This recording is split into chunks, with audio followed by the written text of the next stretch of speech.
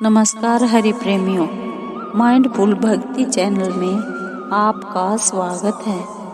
हरि प्रेमियों, कैसे हैं आप? उम्मीद है आप सब अच्छे होंगे। आइए आज का प्रसंग शुरू करते हैं।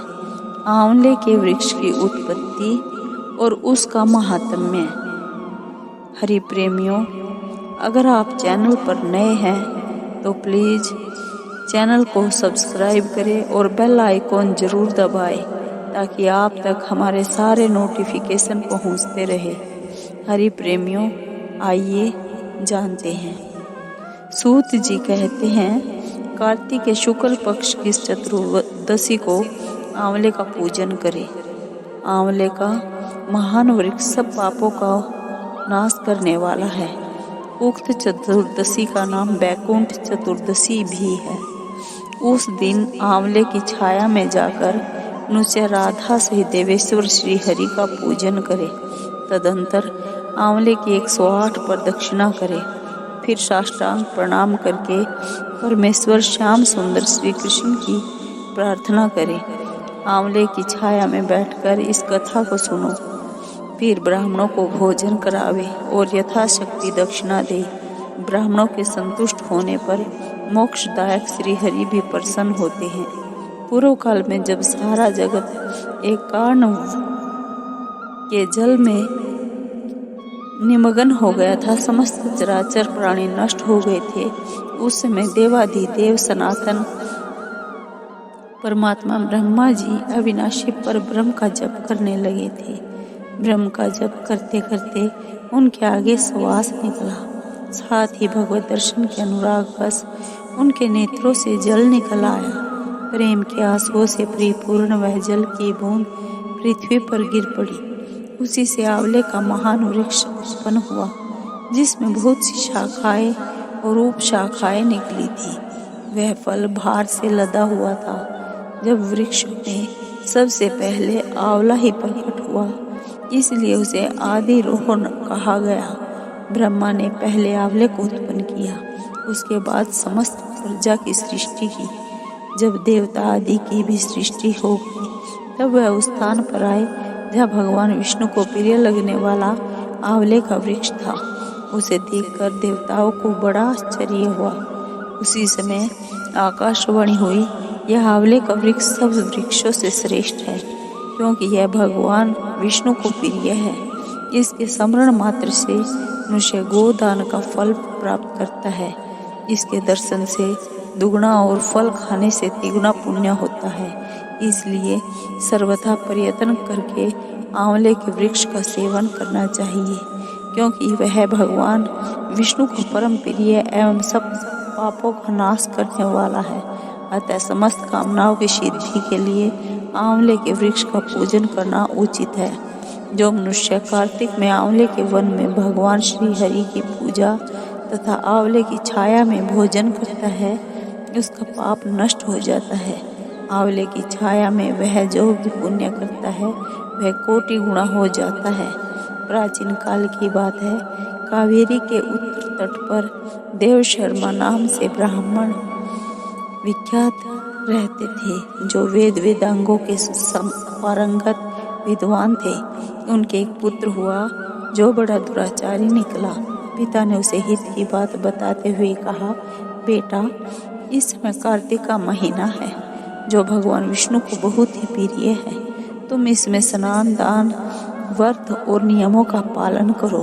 तुलसी के फूल सहित भगवान विष्णु की पूजा करो। भगवान के लिए दीप दान, नमस्कार और प्रदक्षिणा करो। पिता की यह बात सुनकर वह दुष्ट आत्मा पुत्र क्रोध से जल उठा। उसके ओष्ठ फड़फड़ाने लगे और उसने पिता की निंदा करते हुए कहा, तात, मैं कार्तिक में पुण्य संग्रह नहीं करूँगा।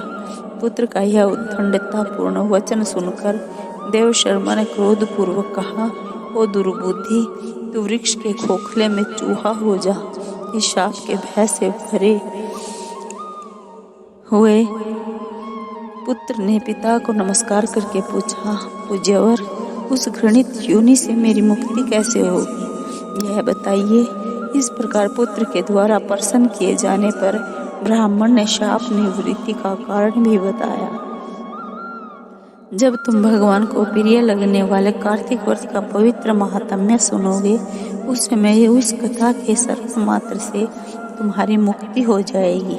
पिता के ऐसे कहने पर वह उसी क्षण चूहा हो गया। कई वर्षों तक सघन वन में निवास करता रहा। एक दिन कार्तिक मास में विश्वामित्र जी अपने शिष्यों के साथ उधर आ निकले तथा नदी में स्नान करके भगवान की पूजा करने के बाद आंवले की छाया में बैठे।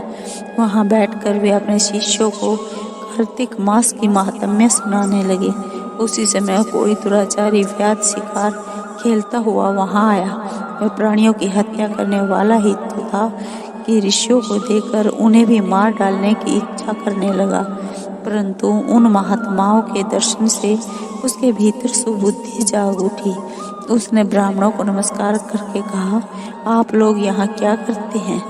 उसके ऐसा पूछने पर विश्वामित्र ने बोले, कार्तिक मास में सब महीनों में श्रेष्ठ बताया जाता है। उसमें जो कर्म किया जाता है वह बरगद के बीज की भांति बढ़ता है। जो कार्तिक मास में स्नान, दान और पूजन करके ब्राह्मण भोजन कराता है, उसका वह पुण्य अक्षय फल देने वाला होता है। व्याध की प्रेरणा से विश्वामित्र जी के कहे हुए इस धर्म को सुनकर वह शाप भ्रष्ट ब्राह्मण कुमार चूहे का शरीर छोड़कर तत्काल दिव्य देह से युक्त हो गया और विश्वामित्र को प्रणाम करके अपना वृत्तांत निवेदन कर ऋषि की आज्ञा ले विमान पर बैठकर स्वर्ग को चला गया। इससे विश्वामित्र और व्याध दोनों को बड़ा विस्मय हुआ। व्याध भी कार्तिक व्रत का पालन करके भगवान विष्णु के धाम में गया। इसलिए कार्तिक में सब प्रकार से प्रयत्न करके आंवले की छाया में बैठकर भगवान श्री कृष्ण के सम्मुख कथा श्रवण करे। जो ब्राह्मण कार्तिक मास में आंवले और तुलसी की माला धारण करता है, उसे अनंत पुण्य की प्राप्ति होती है। जो मनुष्य आंवले की छाया में बैठकर दीप माला समर्पित करता है, उसको अनंत पुण्य प्राप्त होता है। विशेषतः तुलसी वृक्ष के नीचे श्री राधा और श्याम सुंदर भगवान श्री कृष्ण की पूजा करनी चाहिए। तुलसी के अभाव में यह पूजा आंवले के नीचे करनी चाहिए। जो आंवले की छाया के नीचे कार्तिक में ब्राह्मण दंपतियों को एक बार भी भोजन देकर स्वयं भी भोजन करता है, वह अन्न दोष से मुक्त हो जाता है। लक्ष्मी प्राप्ति की इच्छा रखने वाला मनुष्य सदा आंवलों से स्नान करे। विशेष एकादशी तिथि को आंवले से स्नान करने पर भगवान विष्णु संतुष्ट होते हैं। नवमी, अमावस्या, सप्तमी, संक्रांति दिन, रविवार, चंद्र ग्रहण तथा सूर्य ग्रहण के दिन आंवले से स्नान नहीं करना चाहिए। जो मनुष्य आंवले की छाया में बैठकर पिंड दान करता है, उसके पितर भगवान विष्णु के प्रसाद से मोक्ष को प्राप्त होते हैं। तीर्थ या घर में जहाँ जहाँ मनुष्य आंवले से स्नान करता है, वहाँ वहाँ भगवान विष्णु स्थित होते हैं। जिसके शरीर की हड्डियाँ आंवले के स्नान से धोई जाती है, वह फिर गर्भ में वास नहीं करता।